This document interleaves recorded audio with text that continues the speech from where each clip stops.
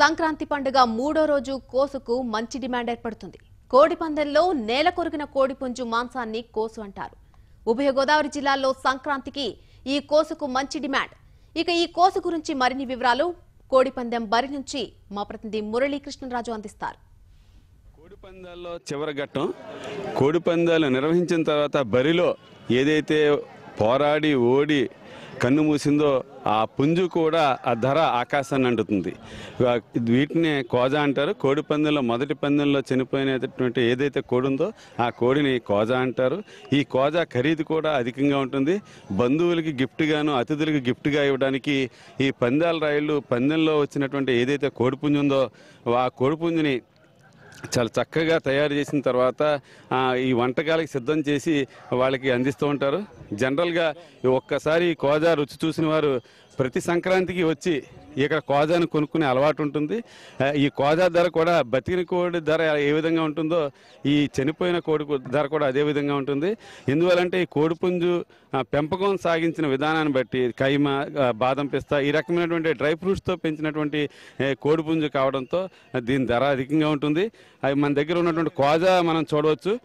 ఈ కోజా దాదాపు ఈ గతంలో 4 పందాలు పొడిచింది. ఈ పందాలు పొడిచిన తర్వాత దీన్ని ఇక్కడ పందెంలో ఓడిపోయిన తర్వాత దీన్ని అమ్మే ప్రయత్నం చేస్తున్నారు. ఇది ఎంత ఉంటుందంట? దగ్గర 5,000 కాండి 7,000 దాకా ఉంటుంది.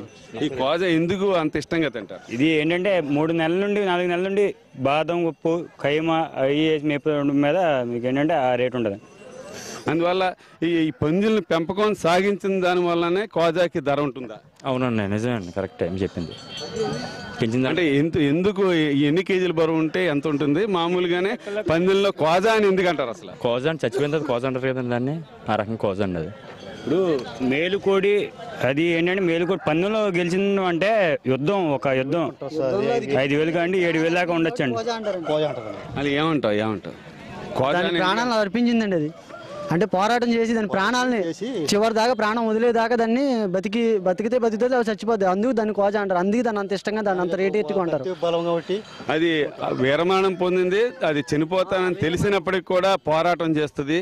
యజమాని కోసం తోటి పుంజిపైన పోరాటం చేస్తుంది. పోరాడి ఓడిన తర్వాత కన్ను మూస్తుంది.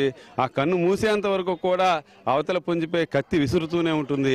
అందువల్లే దాని త్యాగం ఆ రక్తాన్ని రుచి చూస్తే మనకు కూడా పౌరుషం వస్తుంది అనే ఉద్దేశంతో ఈ కోజాను తినేందుకు కూడా జహచాపల్లి ఉన్న వారందరూ కూడా సంక్రాంతికి ఈ ఏదైతే కోజా కోడి పుంజులు ఉన్నాయో ఈ పుంజులను కొనుగోలు చేయడానికి వేలాది రూపాయలు వెచ్చిస్తున్నారంటే దాని టేస్ట్ ఏంటంటే మనకు అర్థమవుతుంది. ఒకవైపు త్యాగం, మరోవైపు టేస్ట్ రెండూ మేళవించిందే కోజా.